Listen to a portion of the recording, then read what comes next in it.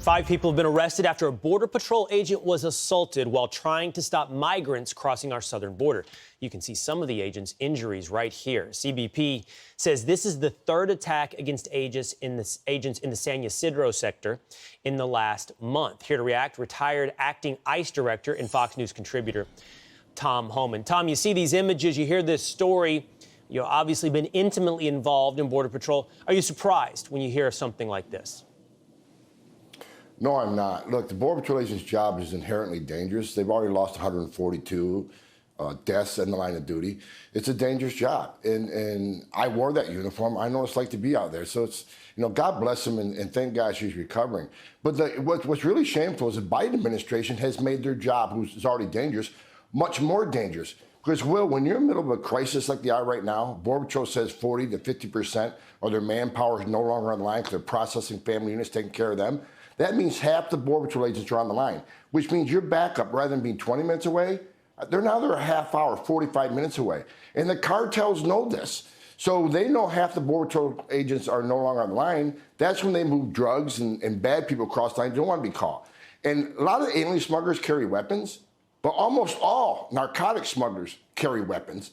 So the incidents involving firearms and fights are skyrocketing because of the nature of the crisis on the border. That's 2 fascinating stats you just gave us. So first of all, half of Border Patrol agents are called off the line to be involved in essentially a humanitarian effort in providing care to illegal immigrants. But the other stat you gave us, 142 agents have lost their life in the line of duty. Tom, over what kind of time period is that? And by the way, while I'm asking you about that, in what manner do Border Patrol agents often lose their life? Well, look, it's a lot of the shootings, a lot of this vehicle accidents. They're very rugged terrain. Some have fallen off cliffs. And let me mention one other thing that I forgot to mention, though. There has been 10 COVID deaths, in the line of duty COVID deaths, because they've been put in a position with COVID coming across that border, thousands a day, and because the Biden administration is ignoring Title 42 for families and children and adults from other parts of the country, these officers are not only put in harm's way every day because of the violence. Now they got to deal with COVID coming across the border because the Biden administration is letting a lot of people in the country with COVID. And so it's a dangerous job, and the Biden administration is making it more dangerous. And these are men and women that stand on that line every day while you and me are sleeping. Let me explain. In the middle of the night, 3 o'clock in the morning, a sensor goes off on a walking trail. These men and women are going to set 20 minutes north of that sensor, and they're going to take on whatever comes in the middle of the night. Is it someone just coming for a better life, or is it heavily armed drug smuggler? We don't know, but these men and women are going to stand there and take it on while the rest of this country is sleeping. These are some of the finest men and women this country has, and God bless them. And what happened to this young lady is just an example of what these people deal with every day, 24/7. Let's take a quick look at this, Tom. There's this new video that shows the arrest of illegal immigrants hiding in a storm drainage system in Texas. I don't know if we've got that video we can put up on the screen. Yeah, there we go.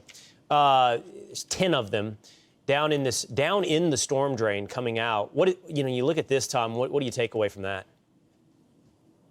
Again, the criminal cartels are taking advantage of the humanitarian crisis. They send large groups of families and children through one part to tie all the Border Patrol up so they can sneak others that don't want to get caught through other parts of the border. Cartels making a lot of money smuggling children and families to the border to turn themselves in, but they really make the money on narcotics and smuggling people to their final destination like Chicago and New York. That group was going to be picked up by a smuggler, taken to a safe house someplace where they're going to wait for payoff. Relatives or somebody's going to wire them money to get them the rest of the way to Chicago. Right. That's where they make a lot of their money. So that we need to keep a focus on that. This is just not a humanitarian crisis. The smugglers are still in a great business of smuggling people into the interior of the United States to their final destination, and many of them will be carrying fentanyl. Over 90,000 fentanyl deaths in this country because of this crisis and because of the open border. Yeah, this one hasn't gone away. Attention's been focused elsewhere, but this crisis hasn't gone away. Tom Homan, thank you so much.